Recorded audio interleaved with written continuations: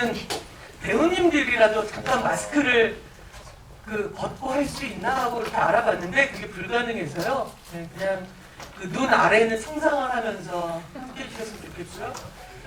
아직 안 뜬 것 같은데 오픈 채팅방이 만들어져 있어요. 카카오톡에서 오픈 채팅방 들어가셔서 메이드 인 루프탑 치시면 방이 하나 뜹니다. 그래서 그 방에다가 궁금하신 질문들 들어오셔서 여러분들이 바로 거예요. 아이디가 어느덧 6회차님. 네, 감사합니다. 네. 봤어. 무엇보다 먼저 이제 감독님부터 인사 말씀.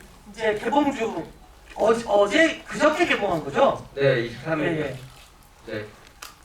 안녕하세요. 저는 여러분이 방금 보신 메이드 인 루프탑 연출장 김동원 들어갑니다. 반갑습니다.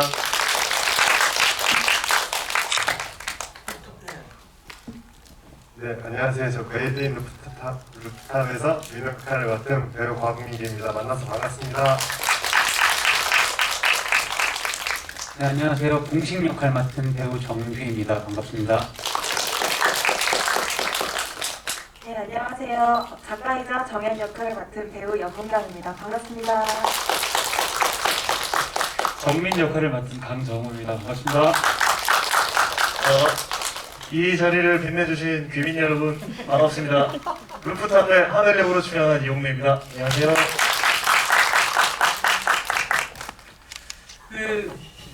여러분들도 영화 보셔서 느끼시겠지만 저는 메이드 인 루프탑을 보고서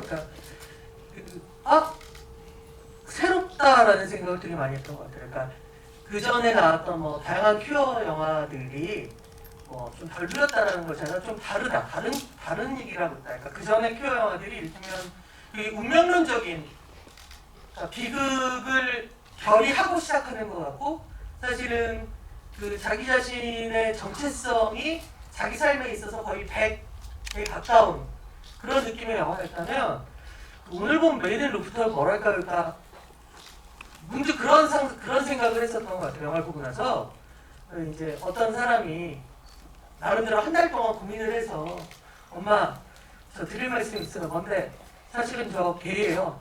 그래 그런데도 취직은 어떻게 할 건데 이런 얘기를 하는 것 같은 영화라고 해야 되나? 그러니까 실은 우리는 누구나 한 가지 때문에 불행하지 않잖아요. 되게 다양한 이유로 불행하고 다양한 이유로 슬프고 다양한 이유로 힘든데 결국 이 영화는 되게 다양한 이유로 힘든데 의외로 게이여서 버틸만 해요 같은 느낌도 있는 되게 재밌는 그래서 뭔가 김조광수 감독이 판타지를 만든 건가 나는 내지는 차별금지법 이후의 세계인가 이런 생각까지 들었는데요. 무엇보다 제일 궁금한 건 감독님 그리고 작가 겸 배우도 함께 계시니까 이 영화를 이제 처음에 디자인을 하면서 어떤 것들을 가장 중요시 여기고 어떤 느낌의 영화였으면 좋겠다라고 생각하신 게 있으면 좀 말씀해 주시면 좋을 것 같아요.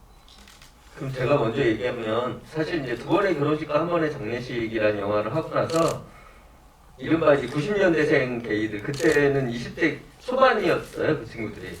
근데 그 친구들 10대 말이나 20대 초반이었던 친구들이 저한테 형 영화 재밌게 봤는데 근데 너무 옛날 얘기예요 이런 얘기를 많이 했어요. 그래서 왜 옛날 얘기야? 그랬더니 형 세대는 그렇게 아까 감독님이 얘기하신 그 정체성 때문에 자기의 운명을 고민하고 20대, 30대가 되어서도 정체성 때문에 괴로워하고 막 이러는 것 같은데 자기들은 안 그런다는 거예요. 10대 때 이미 정체성 고민이 끝났고 그리고 이제 20대, 30대가 되면 어떻게 재밌게 살까 혹은 어떤 일을 하면서 살까 이게 어떻게 보면 이성애자와 크게 다를 바 없는 그런 고민들을 많이 한다. 근데 이제 한국의 큐 영화들이 특히 이제 당신이 만든 영화도 발랄하다고 하면서도 그렇게 정체성 때문에 자기 자신을 너무 괴롭히는 그리고 그거를 또 이게 중요한 영화의 절정부에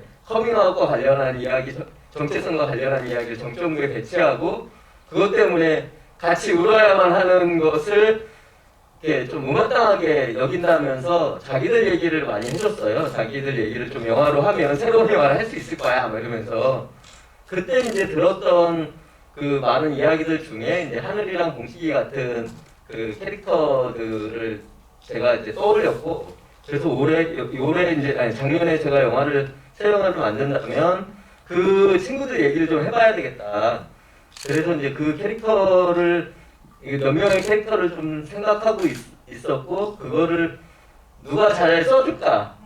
제가 이제 만약에 쓴다고 하면 우중충해지겠죠. 예, 세월도 하세월 걸리지만 말씀하신 것처럼 좀 우중충해질 게 뻔하고, 그리고 막 청춘 영화를 한다 그랬는데 알고 보니 꼰대 영화가 돼 있고 막 이럴 것 같아서, 그러면 청춘 영화답게 캐릭터를 만들어줄 사람이 누굴까 해서 떠올린 사람이 이제 연문경 작가였고, 염 작가가 이제 제가 이 머릿속에 있던 캐릭터들, 그 친구들한테 들었던 얘기를 이제 1990년대생 얘기를 2020년대에 맞게 이제 염 작가가 잘 써준 거죠. 그김 작가님 말을 듣기 전에 저는 이 영화를 보다가 왜 동식이랑 민호랑 비 오는 날 골목에서 얘기하고 갑자기 이렇게 비가 오니까 튀어나가잖아. 그래서 그 순간 또 시작됐구나. 이 김조광수 로맨스 한참을 뜨겠지? 그리고 홀딱 젖은 상태에서 격정적으로 키스를 하고 바로 자겠구나. 정말 지겹다 저 낭만주의. 근데 별로 안 뛰어. 그냥 옆으로 가. 그러더니 대화만 하고 끝나더라고요. 그래서 뭔가 김조광수의 그 유치한 낭만성이 없어졌을 리가 없고, 누군가 옆에서 그만 날립시다라고 손을 잡은 거다. 근데 나중에 얘기 들어보면 그게 염 작가님이었을 수도 있겠다는 생각이 드는데, 예. 도대체 어떤 말로 이겨야 할지. 아니 저는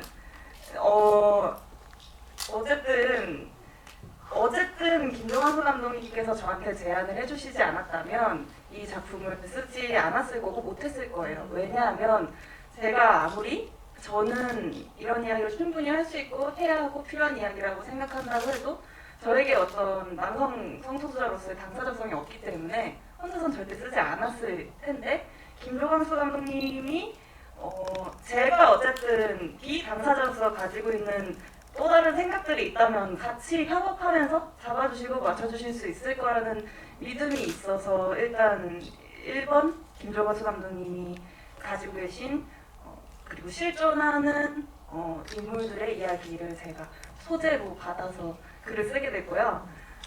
두 번째로 맥락이 맞는지 모르겠는데 아까 배동춘 감독님께서 하신 이야기 들으면서 갑자기 어떤 제 친구라고 해야 되나? 영화인 동료 에피소드가 생각나는데, 그 친구가 학생 영화를 할 때부터 알고 있던 필름메이커스에서 만난 영화 감독이에요. 남자 영화 감독인데 몇 년을 그냥 알면서 뭐 안부도 묻고 작업도 하고 단편 작업도 하고 그러다가 어느 날 저한테 연애 상담을 하는데, 이제 같은 팀에 누굴 좋아하는데 그게 이제 남자 애인 거예요. 그래서 내가 남자가 좋아했구나 했더니 막 아니 나를 몇 년을 봤는데 그걸 몰랐냐고 해서, 아니 나는 왠지 그런 거 같다고 해서 그렇다고 생각하면은 뭔가 좀 편견이 있는 거 같아가지고 말을 안 했었지 라고 했는데, 뭐 그거를 되게 이제 알았냐는 식으로, 당연히 알지 않았냐는 식으로 저한테 이야기를 해줘서 그 순간이 저한테 좀 기억에 남았는데, 왜냐면 1번으로 되게 당연하게 나한테 이런 연애 상담을 하는 애가 있었고, 두 번째로 되게 고맙다, 나를 그래도 어쨌든 아직은 진보가 좀 덜한 이 사회에서 뭐랄까 비교적 안전하게 생각해줬으니까 이야기를 했겠구나라는 기분이 들었어요. 그래서 물론 이 영화가 가지고 있는 성소수자에 대한 태도가 어떤 부분 판타지적일 수 있겠으나, 로맨스라는 판타지도 있고 코미디라는 판타지도 있고 또 그런 판타지, 어떤 안전함이라는 판타지를 주면서 안전함이 있으면은 이런 사회에 실존하는 압박들이 있어도 비교적 편안하게 평범한 고민들을 하면서 살 수 있겠구나라는 생각이 들어서 오히려 더 그런 현실적인 문제들을 아주 결정적인 순간 외에는 드러내지 않으려고 했던 것 같아요. 이제 그 배우님들한테 그냥 공통 질문을 강민규 배우부터 대답을 해줬으면 좋겠는데, 왜냐면 이 영화에서 어른으로 나오시잖아요. 네.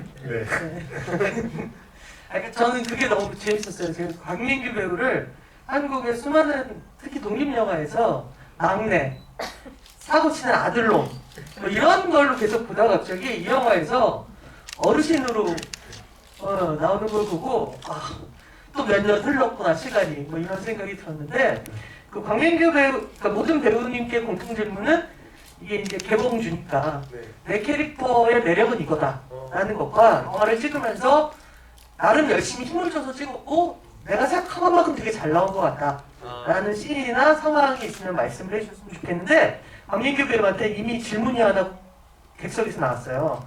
영화 후반부로 갈수록 살이 빠지시던데 다이어트를 하시는 거예요? 네, 약간. 네. 아무래도 독립영화를 하면 감독님 이게 몇 회차죠? 전체 회차가?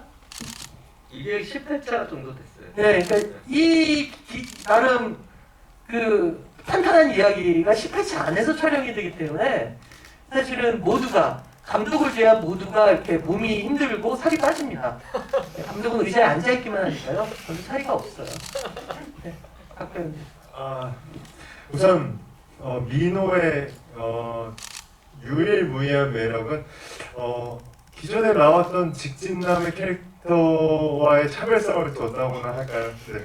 저는 재밌게 해석이 돼서 잘 나온 것 같다는 생각이 들거든요. 여태까지 본 적이 없는. 그래서 너무 귀엽고 매력 있고 저는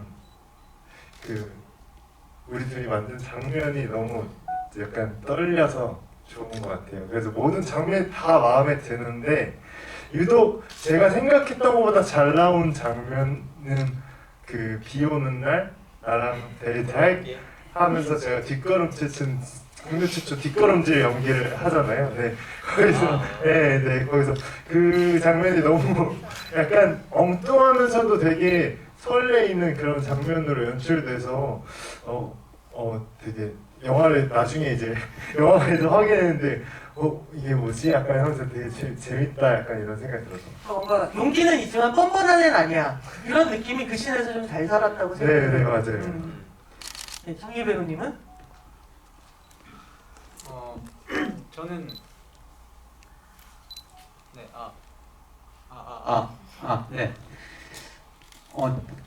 저는 좀 예상치 못했던 장면이 있긴 있었어요. 그 민호가 이제 배드민턴 치는 곳에서 이제 처음 봉식이가 이제 만날 때 있잖아요.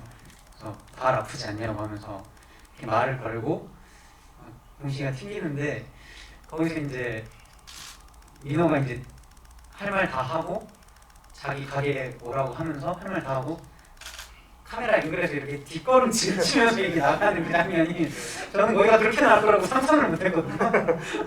정말 그게 되게 어떻게 보면 직진남의 어떻게 이렇게 딱 뭔가 뭐라고 해야 되지? 이렇게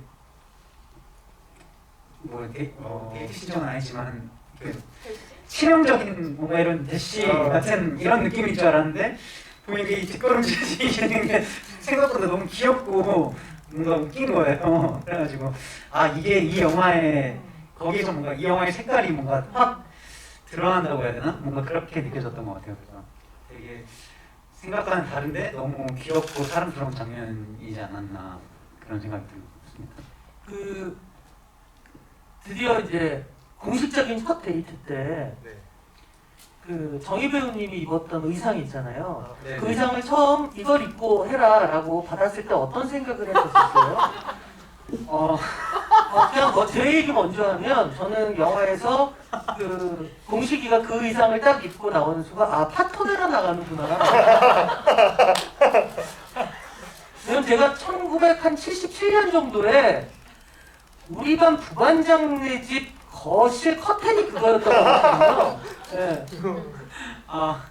근데 사실 저도 그 옷을 처음 봤을 때는 굉장히 당황을 했었는데 물론 여기에서 공시가 있는 모든 옷 스타일이 제가 막 평소에 있는 스타일의 그 전까지는 이제 제가 평소에 있는 스타일은 아니었는데 특히나 그 옷 같은 경우는 너무 이제 화려하고 거기다가 이게 정장인지 아닌지 이게 뭔가 헷갈리는 그런 옷이었는데 그 옷에 대한 사연을 감독님한테 이렇게 좀 듣다 보니까 뭔가 애정이 가더라고요. 뭔가 그 이게 옷이 감독님 오시죠? 네네네. 네. 그게 감독님께서 이제 베트남에서 이제 원단을 직접 떼서 이렇게 그 직접 이렇게 제작을 한 옷이라 그래가지고 그래서 뭔가 좀 그 말을 듣고 나니까 조금 그 옷에 대한 약간 애정이 조금 생기더라고요. 감독님, 제가 커뮤니티를 모르니까 그 90년대생 그런 옷을 입습니까? 그 제 주변에 있는 90년대생 중에 그보다 더 할로윈 때 하는 말고. 응? 할로윈 때 말고. 아니 데이트할 때 그런 옷 입는 애들도 있죠 왜?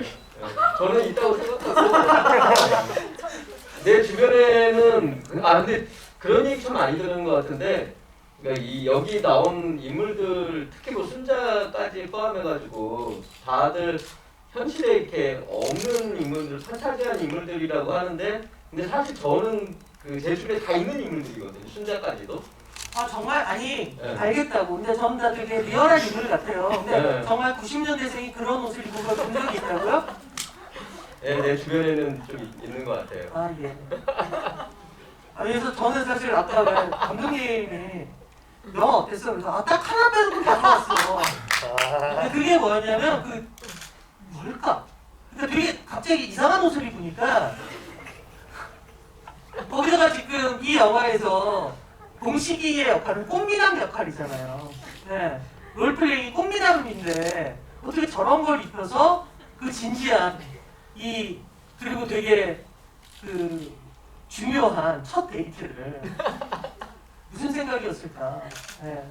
근데 감독님한테 받고 얘기를 감독이 또 구구절절 했군요. 이 옷이 아니라 베트남에서 원단을 내가 사와가지고. 알겠습니다. 자 이제 배우로서는 가장 열심히 뭔가 힘을 줬다고 생각하시나요? 힘을 나오고 있죠. 힘을 주는 장면은 아무래도 제가 마지막으로 등장하는 장면인 것 같아요. 그게 첫 촬영이었거든요. 아, 맨 처음 가서 이제 너무 솔직히 작가도 이제 만났다가 배우로 갔으니까 이거 뭐 밑줄하고 운전가고 뭔가 저도 되게 나름대로 이중적으로 긴장되는 게 있었거든요. 좀 서로 긴장이 됐을 거예요. 근데 연기하는데 홍래 배우가 너무 펑펑 슬퍼해서 저도 너무 슬픈 거예요. 사실 이 정도로 울어야 할 장면이 아닌데 그때 좀 마음이 확 풀어지면서 이제 또 감정의 정도를 달리한 여러 테이크를 찍었는데 그때 어쨌든 중요하다고 생각했던 씬이었고 저희도 충분히 교감했던 것 같아서 기억에 남는 촬영날이고 영화에서도 좀 저는 찡했던 것 같아요.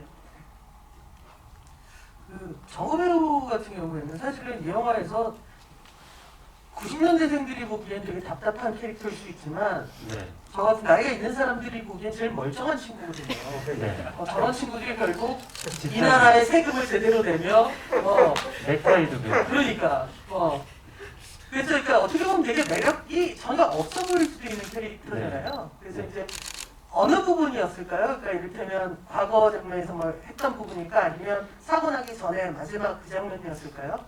저는 시작하자마자 영화의 전체 첫 촬영이 영화의 시작이었거든요. 헤어져. 근데 여기는 상큼하게 사랑을 시작하는 커플이고 여기는 7살이 차이 나는 현실과 그 사랑과 자기 꿈과 고민하는 그 사이이기 때문에 바로 헤어져야 되는데 영화에서 바로 저 사람의 이 커플의 사랑이 느껴지고 난 다음에 어떻게 헤어져야 되는데 관객들이 감정을 따라올 수 있을까? 그리고 제가 중간에 안 나오는데 저 사람이 잊혀지지 않을까? 그렇다면 이 하늘이가 가지는 이 캐릭터의 이 힘이 혹시 저는 그게 가장 걱정이 됐고 그리고 제가 주도적으로 어떤 걸 해결하는 인물이 아니기 때문에 제가 할 수 있는 건 힘을 줘서 연기했던 부분은 그 실제 촬영장에서는 좁은 화장실이었는데 마치 큰 방이라고 연기를 하면서 하늘이의 책을 못 돌려줘서 갖고 있으면서 어딨지? 하면서 이거 찾는 연기를 하는 게 오히려 정민이 캐릭터 같아서 그 연기를 뭐 전반적으로 다 그 첫 장면을 잘 해낸다면 나중에 하늘이가 그 병원에서 엄마 아빠의 또 뒷모습을 멀리서 보면서 그 핸드폰에 있는 사진을 지워야 될 때 그 장면이 슬프다면 성공한 게 아닐까라는 생각으로 했는데 일단 하늘이의 그 장면이 저도 찡해서 눈물이 난 걸 보니까 어떻게 그래도 저희가 짧은 시간에 좀 그거 좀 공감하시죠? 네, 그렇게 된 것 같아요. 네. 뭐였죠? 질문이 뭐였죠? 가장 어려웠던 걸로 합시다. 홍대리가 제일 어려웠던 씬. 어려웠던 씬이요? 어려웠던 씬은 그 첫 장면 정우영하고 찍었던 씬 많이 어려웠어요. 아 그래요? 네, 그게 사실 그 대사 하는 게 쉽지 않았어요. 네, 헤어져 하고 하는 대사 있잖아요. 그 대사가 이제 이 남자친구 상처 받으라고 이렇게 하는 대사인데 참 이 상처도 주면서 또 그 안에 어떤 그 애증을 좀 표현하고 싶었거든요. 그 미묘한 그 선을 타는 게 그 정우영하고도 참 얘기를 많이 했는데 쉽지 않았던 것 같아요. 그 씬에서 마냥 이렇게 차갑게 헤어지기만 한다면 이게 정민과 하늘의 관계가 이렇게 막연히 틀어지는 느낌일 거라고 생각해서 그 씬 안에서도 저희 나름의 어떤 애정 표현 같은 걸 표현을 저희는 하고 싶었던 것 같습니다. 그러니까 그런 게 있을 것 같아요. 사실은 그 씬에서 하늘이의 대사가 보통 영화에서 커플의 경우에 뭐 이성애자 커플의 경우에 남자에게 주어지는 대사가 아니잖아요. 근데 그것을 이상하지 않게 되게 자연스럽게 장난 아닌 것처럼, 그러니까 뭔가 그 우기는 것처럼 보이지 않게 한 어떤 되게 감정적인 걸로 연기를 해야 된다는 게 어려웠을 것 같고, 그 저는 사실 이 영화에서 되게 이 장면은 되게 재밌다고 생각했더니 좀 웃길 수도 있겠지만 청계천에서 하늘이가 이제 혼자 그 조커 그 양복 안에 이렇게 바지만 입고 걸어올 때 뒷배경으로 아마 엑스트라가 아니라 이제 지나가시는 분들인데 모두가 마스크를 쓰고 있어요. 그러니까 하늘이만 마스크를 쓰고 있지 않잖아요. 근데 그게 어떻게 느껴지냐면 그게 전반부에 있다 보니까 이 영화 전체가 감독의 판타지인가? 그러니까 이를테면 그 코로나로 힘든 어느 날 감독이 막 몸은 지쳐가고 나이가 들면 이렇게 마스크하고 오래 있기 힘들거든요. 막 숨 잘 안 쉬어지고. 근데 뭔가 꿈결처럼 동화를 쓴 어떤 장면, 어떤 영화인가 그럼 이 영화는? 그러니까 이 모든 건 다. 그러니까 예를 들면 그 공원에서 첫 키스를 하는 장면도 굉장히 뻔하게 생각하잖아요. 그러니까 누가 뭐라 그러면 어떡하지 뭐. 너희 뭐야 라고 하거나 뭔가 이렇게 뭔가 혐오가. 근데 그게 아니라 둘도 뭐 겁나는 것도 없고 흡사 그 이를테면 공식이는 꽤 이 공원에서 사람들을 만난 것 같이 되게 그 자연스럽고 이런 것들이 그러니까 뭔가 나중에 이어지면서 되게 판타지 같다는 생각이 들었는데 그때 그 하늘에게 마스크를 씌우지 않은 이유가 딱히 있었나요, 감독님? 처음에는 원래는 이제 그 마스크를 안 쓴 엑스트라를 여러 명 배치하려고 했었어요.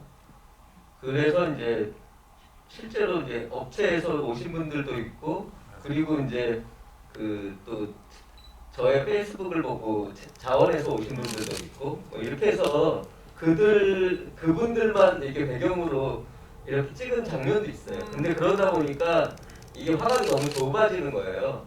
그리고 뭔가 이게 넓은 샷이 하나 필요할 것 같아서 찍긴 찍었는데 거기에는 이제 마스크를 쓴 사람들이 보일 수밖에 없는 그런 상황이었고 그래서 원래는 이제 그 마스크를 안 쓴 사람들 위주로 이제 편집을 해봤는데 너무 이렇게 답답하더라고요 그 씬 자체가.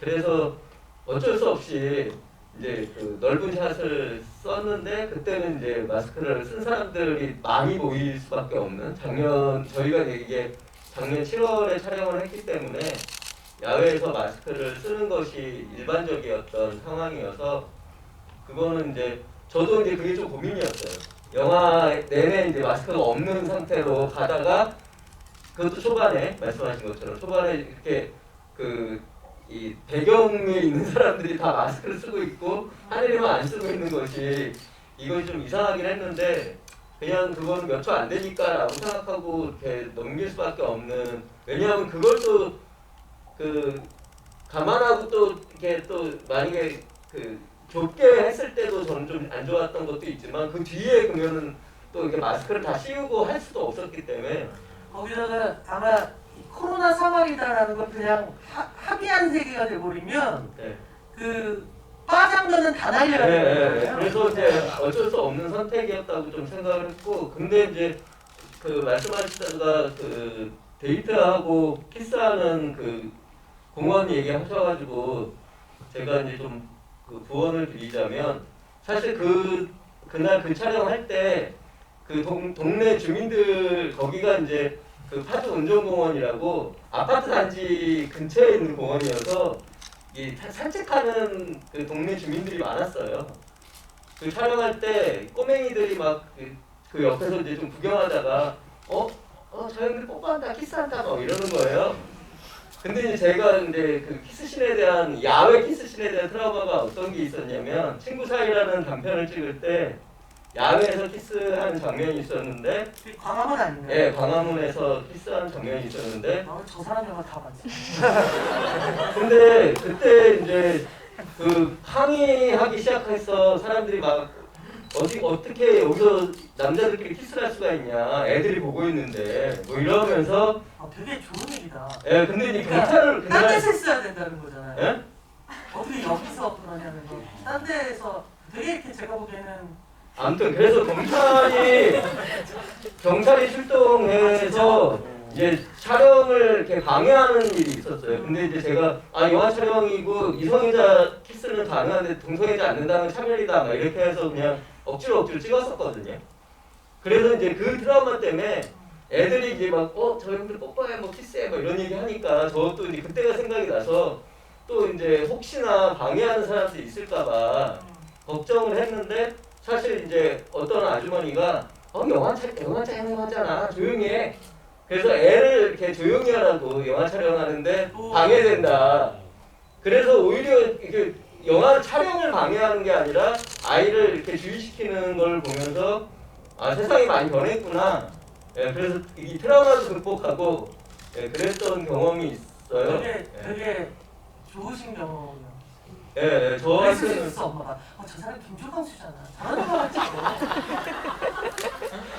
아무튼 세상이 변하지 않는 것 같지만 또 세상은 변하는구나 뭐 이런 걸 또 촬영 현장에서 그날 좀 느끼신 것 같아요. 네, 슬슬 질문들 해주신 거를 또 순서대로 청경채로 개명하고 싶어 한다는 말이 나오는데 왜 청경채였는지와 감독님께서 마라탕을 좋아하시는지 하는 되게 가벼운 질문이 들어왔습니다. 일단 청경채는 사실은 이제 우리 염 작가님이 청경채를 이렇게 시나리오에 넣고 저한테 보여줬을 때 염 작가 스스로도 이거 바꿔야지라고 생각하고 넣었다고 했는데 저는 청경채라는 이음이 많이 있는 이 느낌이 좋았고 그리고 경채청 했을 때 코믹한 것도 좋았고 그리고 무엇보다 저는 이제 청경채는 주로 이렇게 이게 전체를 똑 떼어서 이렇게 요리해 먹잖아요. 다른 야채, 채소랑 달리 전체적으로 이제 똑 떼어서 이게 완성형으로 요리해 먹는다는 좀 그런 점이 다른 채소보다는 비주얼적으로 그리고 이제 느낌적으로 좀 좋지 않았나. 그래서 이제 청경채를 한다고 했을 때 저는 좋다라고 생각했고 마라탕을 저는 특별히 이렇게 마라탕을 좋아하진 않는 게 제가 매운 음식 잘 못 먹거든요. 제가 아까 슬쩍 들으니까 작가님이 예, 마라탕 방이신 거. 저도 좋아한 지 얼마 안 됐는데 지금은 고백하자면 자주 먹고요. 마라탕을 넣으면 청경채가 일단 들어가는 대표적인 음식 중에 마라탕이 생각나서였고 두 번째로 저는 약간 마라탕 세대가 아닌데 저보다 살짝 어린 친구들 만날 때 이제 좀 친해지고 싶거나 밥을 먹고 싶을 때 마라탕 좋아해요? 하면은 물론 호불호는 있는데 대부분 좋아하더라고요. 왜냐면 약간 고세대 대학가의 마라탕집이 진짜 우후죽순으로 생겼거든요.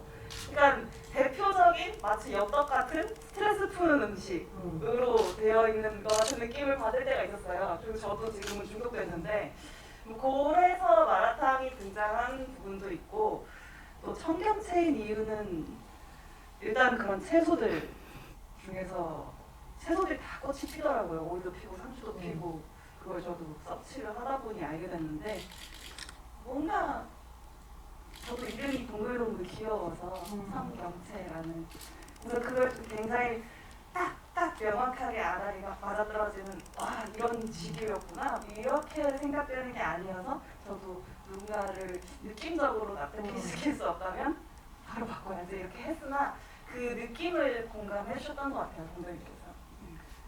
정희 배우님 후반부에 상의 탈의신이 있는데 촬영을 위해 혹시 따로 준비하신 게 있네요. 네, 팔굽혀펴기를 열심히 하고 들어갔습니다. 원래 운동을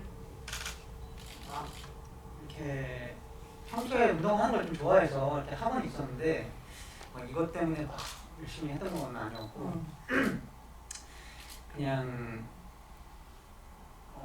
어찌됐든 이게 상의 탈의신이 있어가지고 이게 또 이상하면 그래도 좀 보기에 좀 안 좋으면 안 되지 않을까라는 마음에 양심에 뭔가 좀 찔려서 이렇게 촬영 전에 팔굽혀펴기 좀 열심히 하고 그러고 들어갔습니다.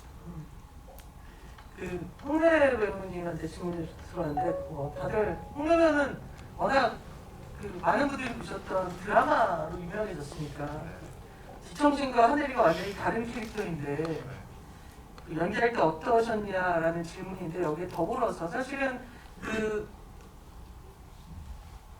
문경 씨랑 같이 이제 연기라는 그 씬에서 보면 그게 되게 개인적으로 좋았었는데 감정이 기복이 끊임없이 바뀌잖아요. 그러니까 사실은 우리는 흔히 되게 계속 울 거라고 생각을 하는데 라면 먹겠냐고 하니까 갑자기 막 그 강아지처럼 웃기도 하고 그러니까 감정의 기복을 생각보다 굉장히 많이 주셨거든요. 그러니까 쉬운 연기는 아니었을 거고 실은 되게 위험한 연기이기도 하죠. 연기가 좋아 보이지 않는다라는 평을 들을 확률도 되게 높단 말이에요. 왜냐하면 사람들이 익숙해하는 패턴대로 연기가 흘러가진 않으니까 되게 많은 고민을 뭐 감독님이나 또는 뭐 같이 연기하는 배우가 작가이기도 하니까 얘기를 많이 했을 것 같은데 그 신을 중심으로 그 얘기를 좀 해주셔도 좋을 것 같은데. 일단 작가님하고는 전혀 얘기하지 않았습니다. 이 촬영에 들어가는 순간 작가님이라는 생각은 버렸던 것 같아요. 그걸 가지고서 같이 연기하기에는 제가 뭔가 마음에 좀 짐이 있을 것 같아서 단순히 그냥 정말 같이 함께하는 배우라고 생각했고 씬들에 대한 부담이 굉장히 컸던 게 사실이에요. 근데 이 씬을 제가 찍을 수 있었던 건 감독님과의 대화를 통해서였던 것 같아요. 뭐 라면 먹는 씬 그런 모든 씬들을 사실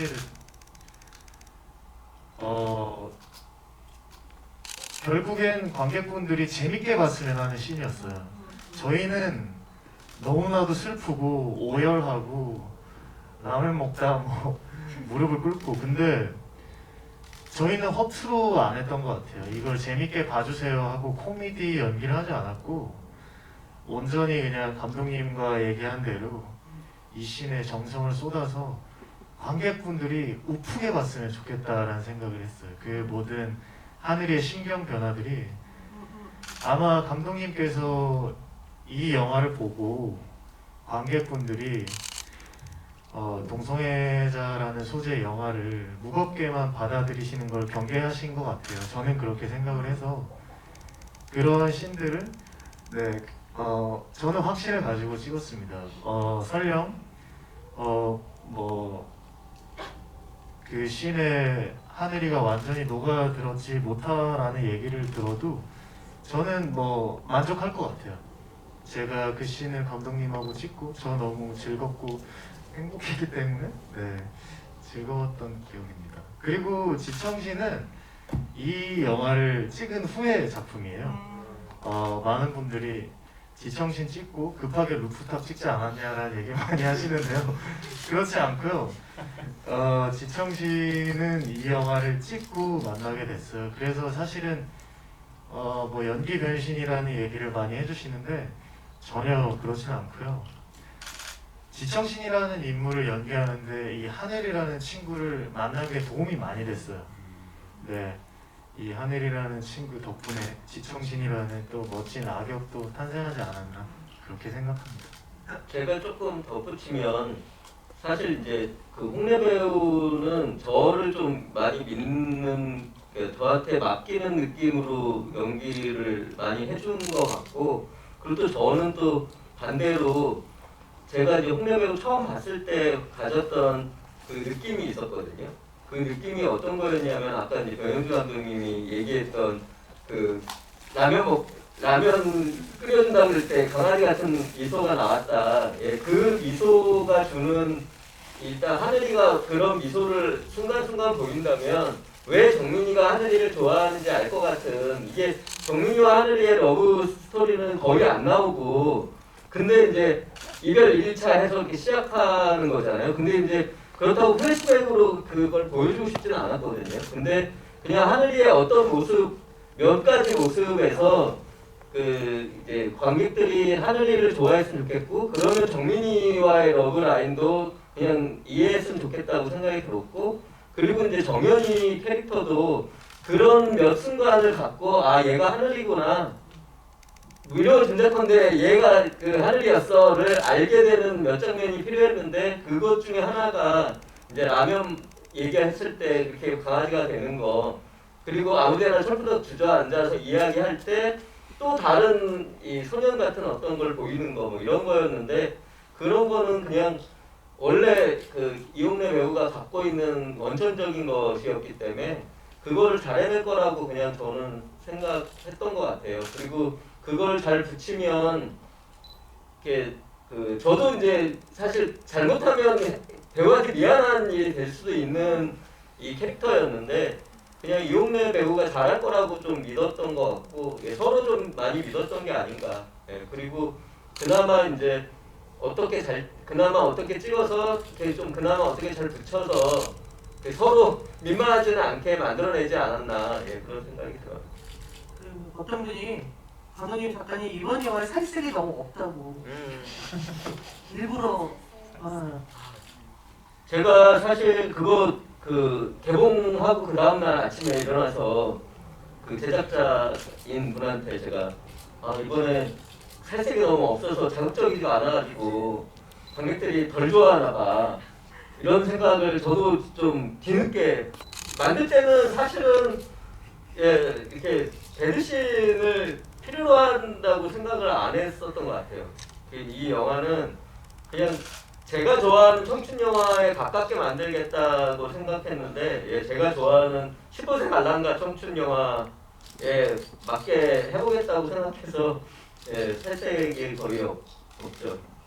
배드신이 들어갔다고 해서 지금보다 더 잘 되고 있을 것 같진 않아요. 그러네요.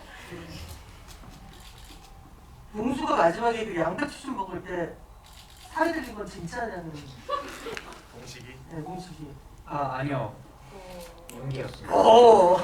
근데 그 처음에 테이크 갈 때 감독님이 걱정하시는 거예요. 이게 저는 이제 계획을 갖고 한 건데 감독님이 너무 맛이 없냐고 이래가지고 저 연기하는 거라고 하니까 그런 식으로 몰았었던. 그 보면 정희 배우도 그렇고 문경 배우도 그렇고 우리 정우 배우도 그렇고 연극이나 뮤지컬을 했었잖아요. 어떻게 네. 첫 영화인가요?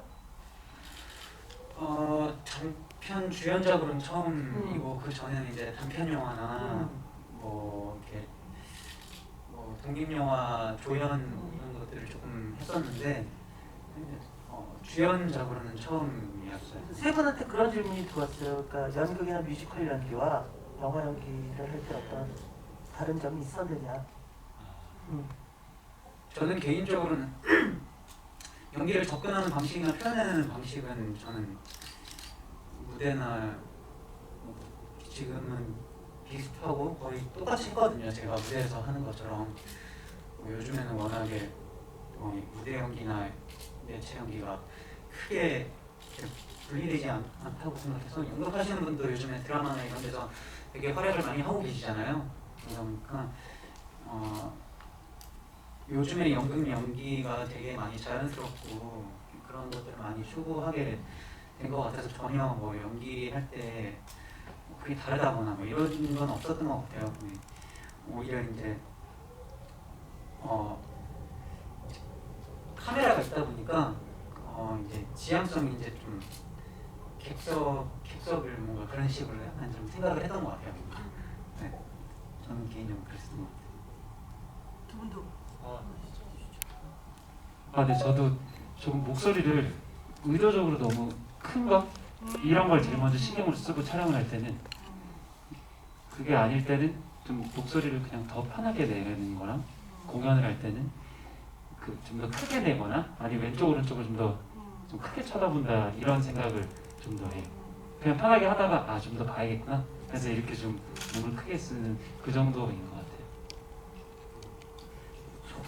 저도 아직은 계속 공부하고 어려운데요. 기본적으로는 무대보단 이제 카메라는 클로즈업이거나 이런 세세하게 잡으니까 조금 더 표현의 사이즈를 작게 한다는 게 기본으로 생각하기는 하지만 또 영화 안에서도 장르가 다르고 공연도 장르가 다르고 해서 저는 항상 어려워요. 이 영화는 특히 아까도 잠깐 나왔던 것처럼 굉장히 슬픈 상황에 있는데 저의 배역 같은 경우는 근데 또 좀 일단 또 웃으라는 이렇게 목적으로 생각하면 좀 웃고 이렇게 약간 티키타카로 가는 또 그런 게 있어서 이거를 영화 단편 약간 이런 느낌으로 하면 또 너무 마이크로하고 그렇다고 살짝 어떤 코미디적인 약간의 뭔가 이런 텐션을 주면 또 너무 가짜 같은가 뭐 이런 고민을 하면서 했던 것 같아요.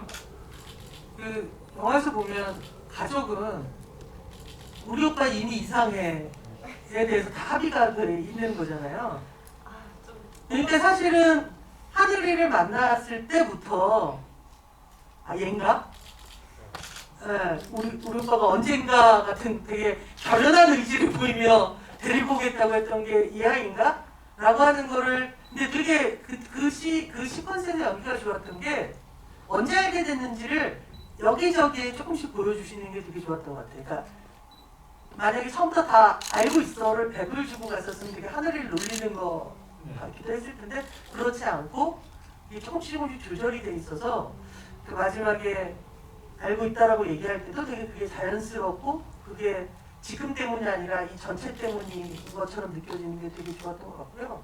민규 배우님한테도 질문이 들어왔는데 바텐더 연기를 하셨는데 그 연습을 하신 거냐고 배우는 거냐고. 당일날 좀 극조에서 좀 배워 나오고 네, 있는 나오고 거죠. 네네. 당일날 좀 극조에서 배웠고 예전에 아르바이트 했던 경험이 있었거든요. 네, 그거를 좀 떠올리면서 하면서 가장 좀 힙하고 멋지게 표현할 수 있는 방법이 뭘까 고민을 하면서 연기를 했었던 것 같습니다. 네. 그 장면은 어땠어요? 그러니까 이를테면 나 HF이야 라고 했을 때 그때 표정 연기가 제일 고민이 됐을 것 같아요. 그러니까 제가 이 영화를 하고 싶다고 생각한 그 시나리오를 읽었을 때요. 가장 그 장면을 보고 나 이거 무조건 하고 싶다. 이 장면을 너무 솔직하게 표현하고 싶다라는 생각이 들었었거든요. 근데 일단은 정일 배우랑 호흡이 너무 잘 맞았던 게 첫날부터 너무 호흡이 잘 맞았던 게 좋았고 그 장면에서는 뭔가 제가 막 표현한다기보다는 듣고 그냥 듣고 있으면 뭔가 잘 담길 것 같다는 생각이 들어서 조금 머뭇거리는 거, 약간 실제로 제가 상상을 해봤거든요. 내 연인한테 그런 이야기를 들었다고 생각을 해보니까 되게 좀 겁이 좀 순간적으로 인간이기 때문에 날 수 있는 그 약간의 당황과 겁을 드러내는 게 이 영화에서 엄청 매력 있는 장면이 될 거고 나중에 그거를 복귀시키러 가는 민호가 제일 좋아 보일 것 같았어요. 네. 그 정희 배우님도 BJ 연기할 때 뭔가 참조하신 사람이 있냐는 질문도 있습니다. 네, 뭐 되게 여러 BJ 분들을 좀 이렇게 보고 또 그분들 중에서도 이제 봉식이와 어울릴 만한 그런 리액션을 갖고 있는 소스 같은 것들을 좀 이렇게 가져와서 또 그대로만 아니지만 이렇게 제가 이렇게 연습을 많이 했던 것 같아요. 그런 것들을 봉식이스럽게 이 대본 안에서 어떻게 살릴 것인가를 되게 많이 고민하고 집에서 혼자 이렇게 동영상 틀어놓고 막 이렇게 연습도 하고 제가 제 모습을 찍으면서 또 모니터하고 그런 식으로 되게 많이 연습을 했었어요. 그 감독님 그 HIV 이야기가 사실은 이렇게 되게 독특하거나 특별한 얘기는 어느 건 아니잖아요. 그럼에도 불구하고 그 얘기를 담았던 이유 또는 봉식이 캐릭터가 바로 그렇기 때문에 이를테면 그 미래를 고민하지 않기로 결심한 캐릭터인 거잖아요.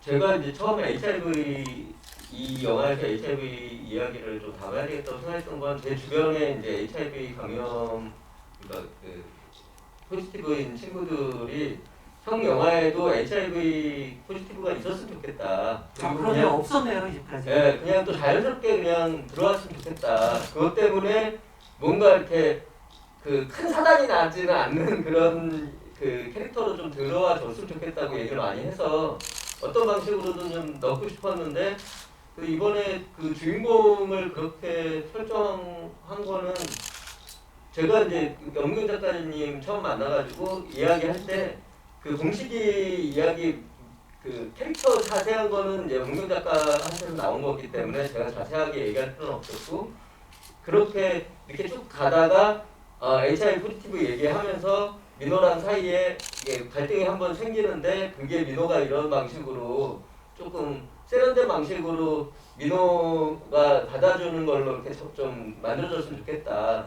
그렇게 얘기했었고요. 그게 그냥 저는 2020년대 그 이른바 90년대생 그 게이들 중에 그 HIV 포지티브인 친구가 있다면 좀 이런 방식으로 그 대화하고 그 연인과 이렇게 사랑을 이렇게 다시 만들어가지 않을까 그렇게 생각했던 것 같고요.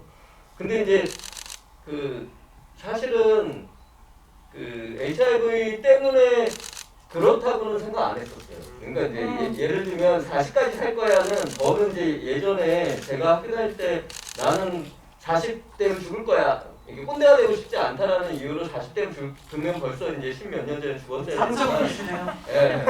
근데 내가 이제 좀 그랬던 경험이 있고 우리 영민 작가는 주변에 편집 기사님이 40대면 죽을 거야라고 얘기하는 편집 기사가 있다 그래가지고 아 그게 재밌다.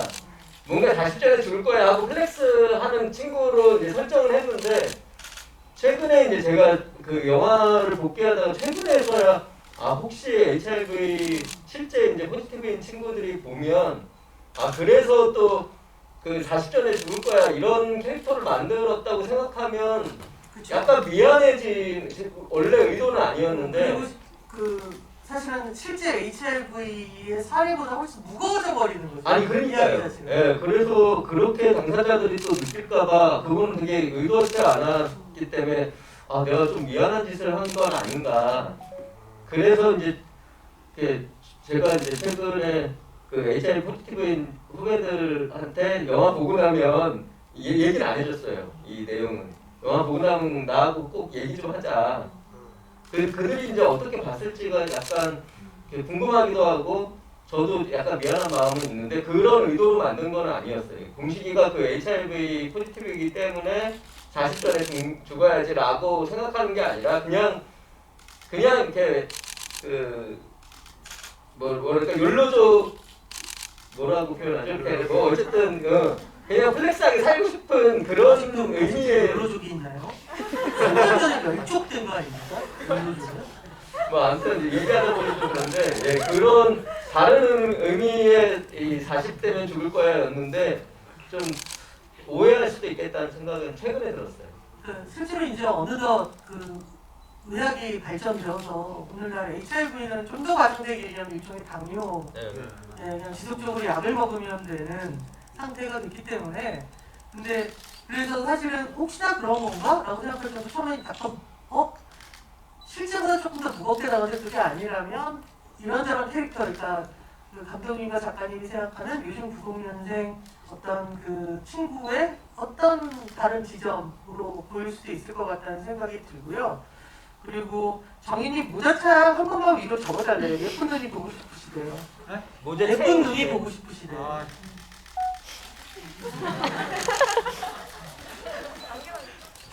나 지금 카메라 소리 봐라. 안경도 한번 슬쩍. 네. 맞아요.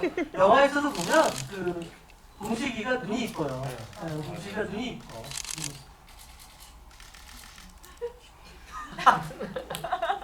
계속 올리고 계시. 이게 어떤 의미인지 모르겠어. 물도 드세요는 무슨 의미예요? 네? 저기 안 돼. 아. 안 된다고요. 저기 그 특히 우리 그 CGV 극장이 특히 마스크에 있어서 되게 그 단호한. 왜냐면 안전인식이 중요하니까요. 이제 슬슬 극장에도 이렇게 관객들이 정말 이 정도 관객들만 와도 할만한데 그죠? 맞아요. 네. 그래서 특히나 극장의 안전은 훨씬 더 중요할 것 같습니다. 그 영화에 정민이 이야기가 많이 안 나오죠. 네. 근데 만약 정민이가 깨어났다면 깨어난 이후 그 배우님, 강정 배우님이 생각하는 정민과 하늘의 관계는 어떨 것 같습니까? 예를 들면 쿠키 영상을 만들기로 하는 거예요. 네.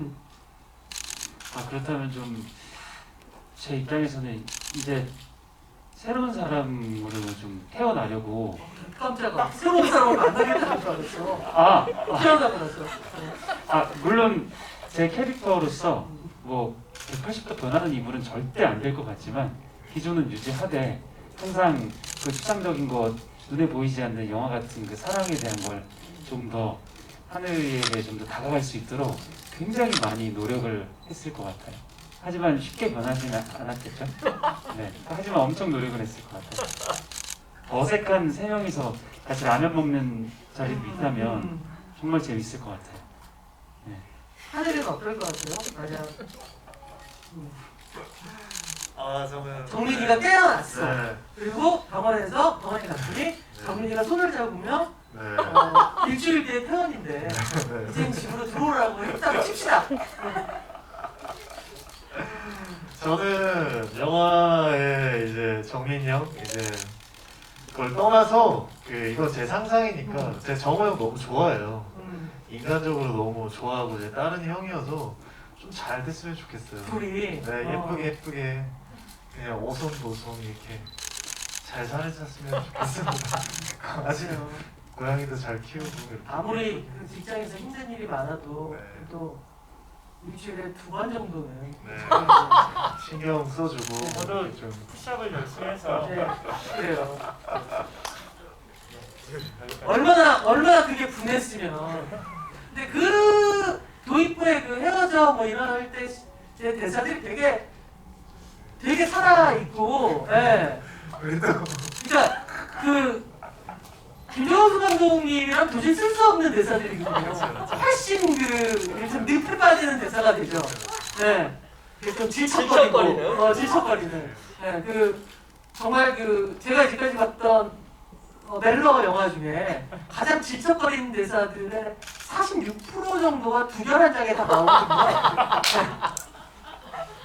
그것도 제가 쓴 대사는 아니에요. 그거는 나의 아저씨 쓴 우리 박혜영 작가가 쓴 대사인데 그 영화 연문경 작가의 차이는 뭐라고 생각하냐면 연문경은 박혜영보다 좀 더 제 생각에 저를 신경 안 쓰. 박혜영 작가는 저한테 최대한 맞춰주는 작가였던 것 같아요. 대사 사실은 그 두 번의 결혼식 한 번의 장례식 그 대사들 다 좋아하죠. 그리고 살면서 한 번씩 다 써본 대사죠. 아니 제가 쓴 게 아니라니까요. 어? 제가 쓴 게 아니에요. 아니 근데 그 대사를 딱 보면 살면서 한 번씩은 써본 대사들 아니에요? 그거는 아닌데 좋아하는 건 맞아요. 제가 이제 좋아하고 예, 그건 맞는데 박형 작가는 저한테 이제 최대한 맞춰주려고 했다면 연봉형 작가는 나는 내 맘대로 할 거야가 좀 있지 그게 않을까. 너무 다행인 것 같아요. 90년대생들이 미워도 다시 한 번을 찍을 수가 없잖아요. 전 되게 자연스러운 가벼운 어떤 느낌들이 되게 좋았던 것 같고요. 뭔가 혹시 내가 이건 애드립이었는데 되게 좋았다라고 생각하거나 어떤 재밌는 에피소드가 있으시면 얘기를 해달라는 질문들인데 혹시 기억나시는 게 있으세요? 저는 그 아까 청계천 얘기 그게 사실 저는 그 영화 보면서 이유가 있어가지고 그때 불이 크게 났어요 저희 촬영할 때. 불이요? 청계천 옆에 빌딩에서 불이 크게 나서 막 소방차가 막 오고 경찰차가 오고 근데 제가 그 옷 입고 촬영 중이었거든요. 초록색으로. 네. 근데 이제 사람들이 그쪽 팀들도 저희 영화 스텝인 줄 알았어요. 그래서 마블 영화 찍는다. 저기 조커 막 저 손가락질하면서 저 사람 아시아계 마블 뭐 이러면 저가 들리는데 그래서 제가 촬영 감독하고 나 드디어 알아들었어. 예. 실제로 불이 나서 네, 소방차들이 네, 와 불이 나서 있고 거기서 연기를 하는데 지나가는 사람들은 소방차도 영화 찍는 팀이다. 네, 그러니까 이거 되게 맞아요. 큰 영화다. 블록버스터 마블 영화다. 이 소방차 빌딩 무너진다. 소방차가 막 20대가 넘게 왔거든요. 맞아요. 그런데 제가 이제 홍래 배우는 거기에 앉아 있고 저는 촬영 감독하고 건너편 청계천의 건너편에서 카메라를 들고 뭐 이러고 있는데 사람들이 이제 재난 영화 찍는다, 뭐 마블 영화 찍는다고 하면 한국에서 마블 영화 많이 찍었잖아요. 그러니까 진짜 그렇게 찍는 줄 알고 막 이렇게 몰려드는 거예요. 그래가지고 우리 빨리 찍고 빠져야 된다. 더 이상 사람들이 몰리면 이제 그나마 마스크 그것도 저는 나중에 뭐 쓸까 말까였는데 사람들이 막 몰려들기 시작해서 이러면 우리 영화는 아예 이 장면을 쓰지도 못하니까 빨리 찍고 빠지자 막 이랬던 기억이 있어요. 혹시 나 HIV야라고 했을 때 그 리액션의 표정이 다른 방식의 것도 좀 해보기도 했었나요? 그러니까 이를테면 그럴 수도 있고 되게 태연하게 바로 받아들이면서 최대한 상대방이 원하는 어떤 거를 노력해 볼 수도 있는 거잖아요. 그 짧은 시간 안에도.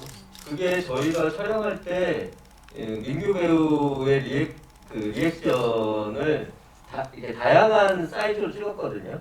그러니까 약간 이 웨이스트, 바스트, 클로즈업, 디클로즈업 이렇게 한 4번 정도 이 컷을 4번으로 나눠서 그 4번도 한 번에 오케이는 아닐 거니까 또 여러 번의 테이크가 있었겠죠. 그래서 그 중에 이제 이걸 고른 건데 그 중에는 병 감독이 얘기한 것처럼 지금 이 고른 것보다는 조금 더 이렇게 감정이 더 있는 것도 있고 조금 덜 있는 것도 있었는데 저는 이 감정이 제가 이렇게 원했던 감정에 제일 가깝다고 생각했어요. 그 민규 씨의 눈빛이나 아니면 이 침을 삼킬 때 이 목젖의 움직임이나 뭐 떨림이나 뭐 이런 것들이 좀 되게 다양한 버전이 아주 세밀하게 다른 다양한 버전이 있었는데 제가 고른 건 이거였고 혹시 민규 씨는 어떤지? 정말 오랜만에 민규 씨를 통해 보는 진정성 있는 캐릭터. 그죠. 그리고 제 기억에 휘 배우님이 맡은 동식 역할이 저의 그런 절묘하게 다른 그런 미세하게 다른 그런 반응들을 다 캐치하는 게 저는 더 중요하다고 생각을 했어요. 왜냐하면 이 사람은 그런 경험이 좀 저는 많을 테니까. 그래서 너무 태연하게 일살 가요 이렇게 하는 그게 저는 더 좋았거든요. 그러면서 그렇기 때문에 이 사람이 약간 흔들리고 있다라는 게 보여진 것 같다는 생각이 좀 들어서 저는 좀 미세하게 이렇게 달랐지만 감독님이 제일 좋아하는 건 저의 뭐 꼴가락 넘어가는 항상 이야기를 하면서 민기야 난 그게 제일 좋았어 이렇게 하면서 이제 그 장면을 사용하셨는데 목성회장이 성대성회장. 네, 저는 그렇게 딱 쿨하게 저를 탁 끌고 가는 그 뒷모습이나 그 봉식의 모습이 되게 제가 연기하면서도 약간 좀 쨍했던 것 같아요. 네. 그 하늘 나 이게 무슨 뜻인지 잘 모르고 있는데 여하튼 저희가 이제 끝낼 때가 돼서 그래서 하늘이 버전 안 고마워 땡큐를 들어볼 수 있냐고. 안 고마워 땡큐.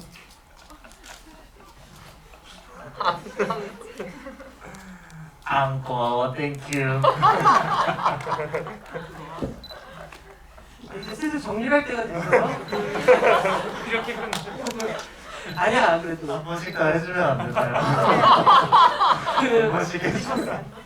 감독님을 제외하고 민규 씨부터 마지막으로 안 오늘 고마워 땡큐. 감독님은 말을 많이 하셨으니까 민규 씨부터 오늘 오신 관객분들께 마지막으로 한마디씩 해주시죠. 저 들어오자마자 좀 깜짝 놀란 게 너무 관객석을 꽉 메워주셔서 저희가 이게 개봉하고 첫 뮤비이거든요. 그리고 모든 멤버들이 다 뭉친 완전체 뮤비였는데 이렇게 다 관객석을 메워주신 오늘 관객분께 진심으로 너무 감사드린다는 말씀드리고요. 저희는 이제 개봉 1주 차니까요. 전혀 지친 기색 없이 앞으로 열심히 아주 불이 나게 홍보 활동을 다니면서 마데인 루프탑을 아주 열심히 홍보하도록 하겠습니다. 네. 아, 네, 오늘 진짜 네, 개봉하고 진짜 첫 지부인데 이렇게 다 같이 모든 배우가 다 같이 모여서 너무 좋고 진짜 저도 들어올 때 너무 이렇게 객석을 꽉 채우셔가지고 너무 놀랐고 너무 감사드립니다. 오늘 이제 메이드인 루프탑 이제 시작했으니까 끝날 때까지 열심히 다니겠습니다. 네, 루프탑 많이 사랑해주세요. 감사합니다.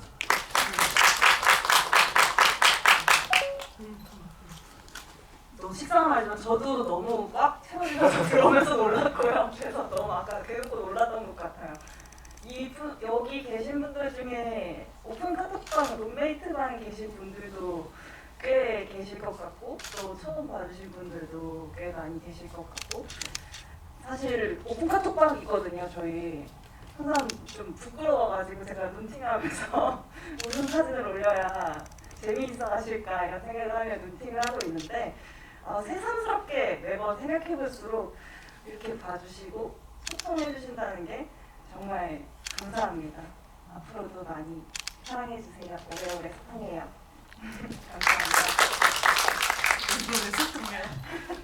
감사합니다. 저는 뭐 영화가 이미 다 완성이 되었으니까 제 연기를 다시 한번 더 앞으로 더 열심히 하겠습니다는 여기선 못하는 얘기니까 제가 할 수 있는 조금의 도움이라도 뭐 무대 인사든 뭐든 이렇게 여러분들 계속 찾아뵙고 여러분들도 오늘 영화 재밌게 봐주셨으니까 이렇게 자리 채워주셨겠죠. 그래서 좋은 말씀 좀 많이 부탁드릴게요. 그리고 정말 감사합니다. 네, 저도 뭐 이렇게 영화 관심 가져주시고 이렇게 또 영화 GV 참여해 주셔서 너무너무 감사드리고 고맙고요. 이제 영화 개봉을 했는데 저희 모두 다 이렇게 스케줄이 되는 하에 무대 인사나 여러분들 만나려고 최선을 다해 또 움직일 거거든요. 영화가 볼 때마다 좀 느낌이 다르더라고요. 저는 세 번째 보니까 또 다른 느낌도 들었고 혹시 괜찮으시면 또 여러 번 봐도 또 재밌을 거예요. 이 자리 빛내주셔서 진심으로 감사합니다.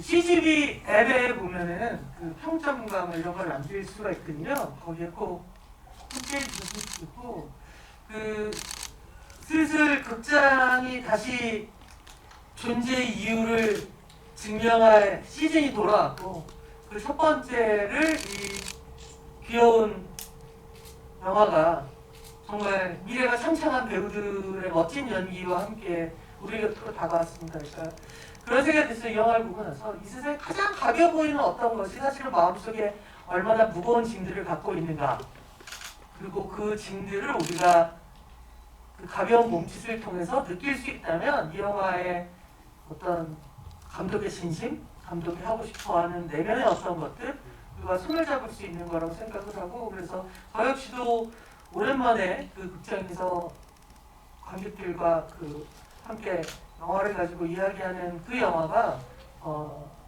메리 인 루프탑이라서 되게 고맙고요.